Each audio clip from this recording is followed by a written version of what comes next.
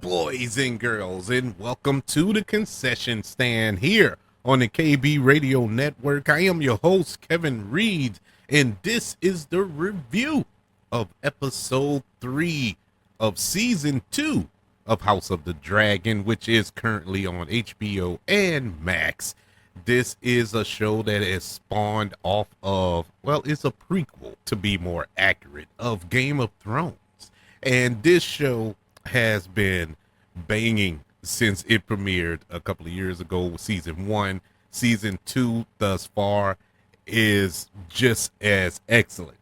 Now, we pick up in episode 3 after the just tragedy that took place between Eric and Eric, the twins who one was sent to murder Rhaenyra and the other was sworn to protect, and they basically killed each other, where one sacrificed himself after the fact, dealing with the grief that he had to kill his twin brother to protect the queen. And that was just a heart-ripping episode. And I sound like a broken record after every episode saying that, because it's true. At the end of the first episode, we got the murder of the child, the beheading of a child. The end of last episode, we had the tragedy between the twin brothers there. And gratefully, this episode, we didn't have anything tragic to that degree. We didn't have, well, it wasn't a happy ending, yet we didn't have a tragic death that took place in this episode, which opens up on a feud. And we have a feud between the Brackens and the Blackwoods, who's arguing over the border of their lands. And one side is committed to Rhaenyra, the other side is committed to Aarons or Aragons. And it's basically Democrats versus Republicans there. The MAGA versus the liberals. And it's funny because that's the first thing that came to my mind. That's how volatile the two groups are, and it's displayed in this medieval swords and dragons show ever so eloquently. And we get deaths. We didn't end the episode with buku deaths, but we sure started it. We didn't see the battle, but we saw the aftermath of the battle. Just a whole bunch of bloodshed all over the place, swords lodged into people's orifice and all this other stuff. It was brutal. It's one of those things that when it ended, I kind of felt bad because I wanted to see that. I wanted to see that in all of his bloody gore. I'm a sycophant. I don't know. Sue me, but I enjoy watching stuff like that. But it's enough. This show has so much, and they did show a lot of stuff in this episode. Maybe not gore, but it made me cringe. And I'm pretty sure y'all know what scene I'm talking about, and we'll get to it eventually. But that's how this episode starts. With this petty squabbles, if you will, that ended in bloodshed. And it's pretty much the battle cry to the start of, the unofficial start to the Dance of the Dragons. We've kicked off this war.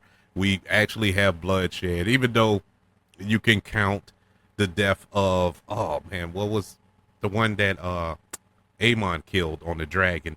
That really started it. And then the beheading of Aegon's child and the knights that killed each other. And so it's been little bloodshed there, but it's major. This was an actual battle, the first battle in this Dance of the Dragons, this war that is here. It's not coming.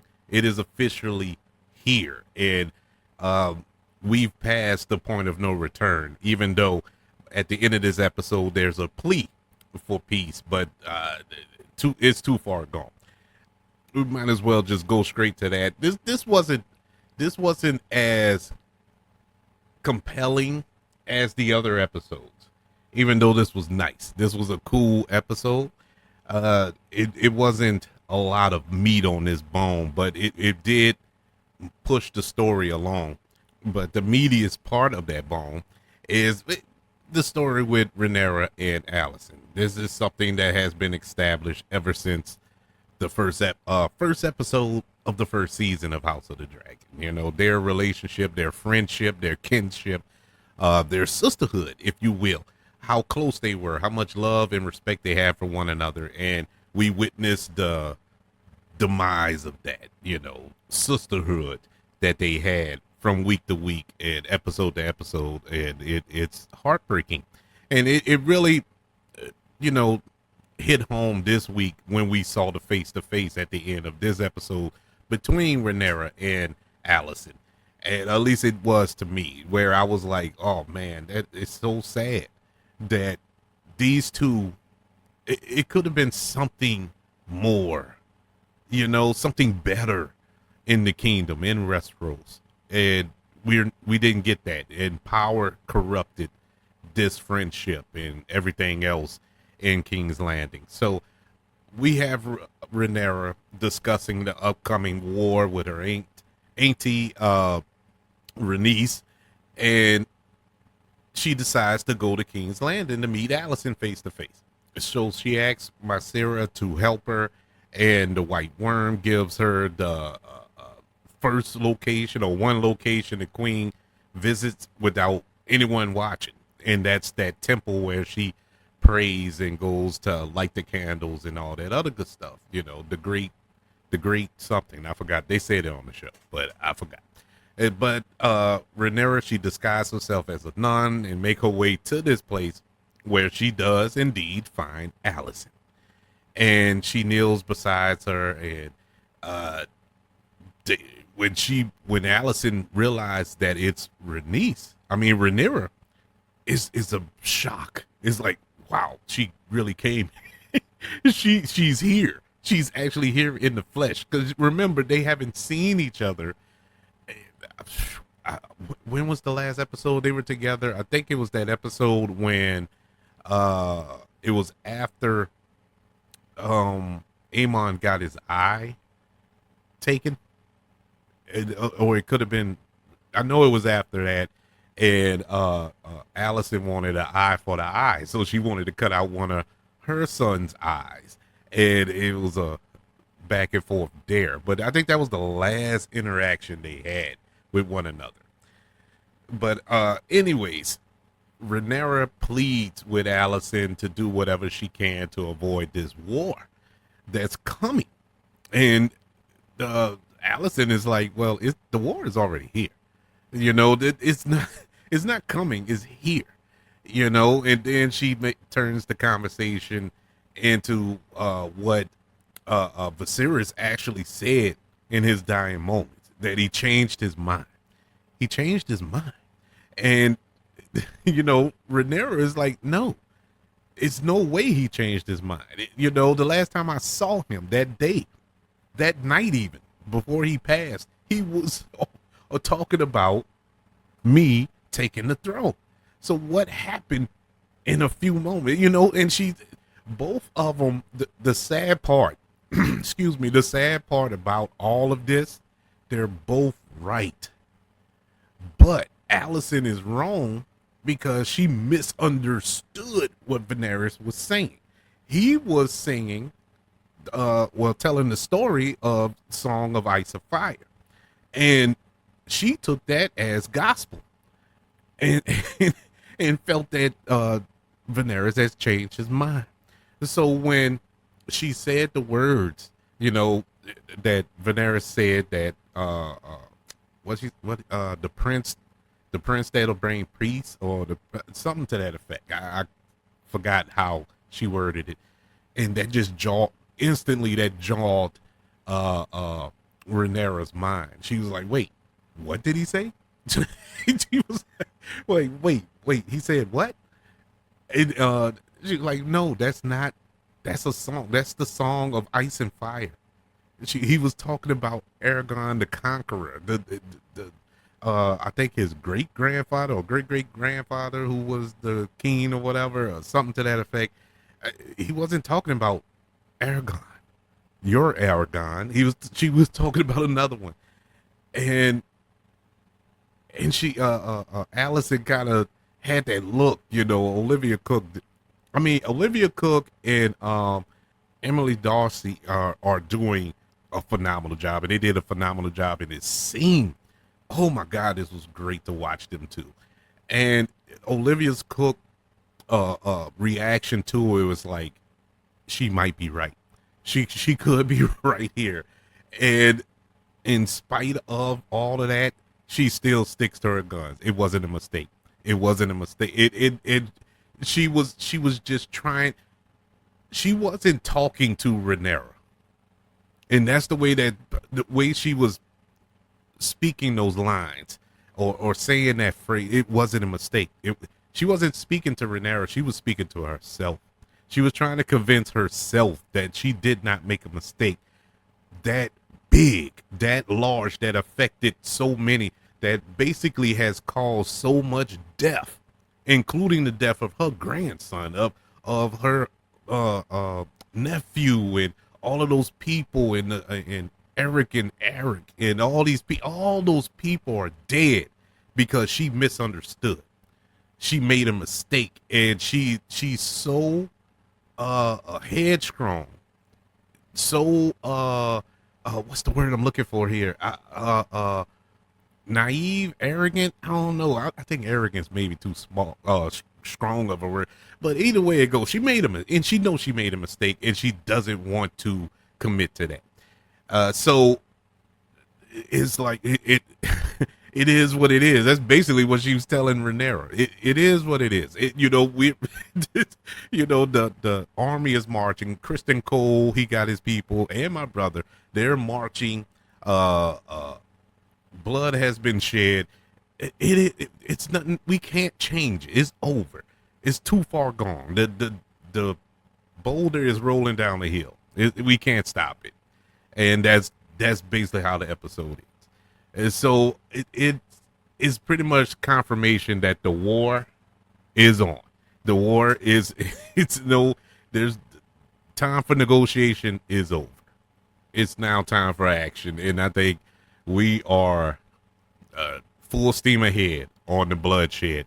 We have just scratched the surface of the bloodshed. The scene that I was talking about where I was cringing was the scene when these newly appointed knights went to Aragon and told him that one of the knights that he appointed has never played with a woman, and we want to take him out. So they all take him out, got him drunk, and then they went to a brothel, and we see.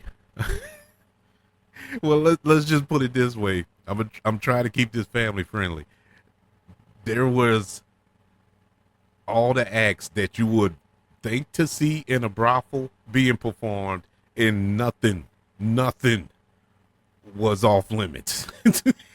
Nothing was off limits, and especially when it came to Armand, we got to see all of his glory, and he stood there for a good 15 seconds, 10 to 15 seconds, with all of his glory, and yeah, it was pretty awkward for me, but I'm pretty sure there are a lot of viewers who enjoyed that, but it wasn't my cup of tea. But that's Game of Thrones. That's House of the Dragon. They're not gonna hold back on anything. But this was a really good episode. Like I said, not any action. There was no action here. This was very dialogue heavy, which is par for the course for this show. I wasn't expecting a lot of action. The dialogue was great. The scene with Damon going to the House of Strong, or whatever it is, but it's the Strong House, and getting their allegiance, that was a nice scene. I thought that was a really good scene. Once again, Matt Smith, man. Matt Smith, small role, but not small, because he's like the lead actor in this show. But not a real big role as far as screen time is concerned. His role is huge, but I mean, as far as being on the screen, he's not prevalent most of the time. But this is this was a really cool scene when the Lord was calling him Prince, and he'll correct him like Your Grace, and it was like it was funny but scary at the same time because we know that Damien has a short temper, and so that could have been explosive if taken in a different path. Now, he had a vision or a nightmare even, which was very interesting, where we saw a young Rhaenyra, and we got a returning oh my god, she's Supergirl now. She got cast as Supergirl in upcoming DC film. Oh, I can't think of her name. I can't think of her name. But she played young Rhaenyra in season 1 of House of the Dragon. She returned just for this brief little cameo scene, and she's talking to Damon and sewing the boy's head back to his body, the one that was decapitated. And it was like, what is going on? I was so thrown off by that because I envisioned a life of me not having to see that child with a decapitated head. I thought in episode 1 they did a good job. We didn't see it. Even in episode 2 with the funeral procession, the head was sewn back on, but it was still kind of eerie. But we didn't see the decapitated head. Here we did. They couldn't resist. They gave us 2 weeks without seeing it. I guess 2 was enough. And on the 3rd week, voila. So even though it was in a vision, but it was a cool scene. This was just a really good episode, really solid episode.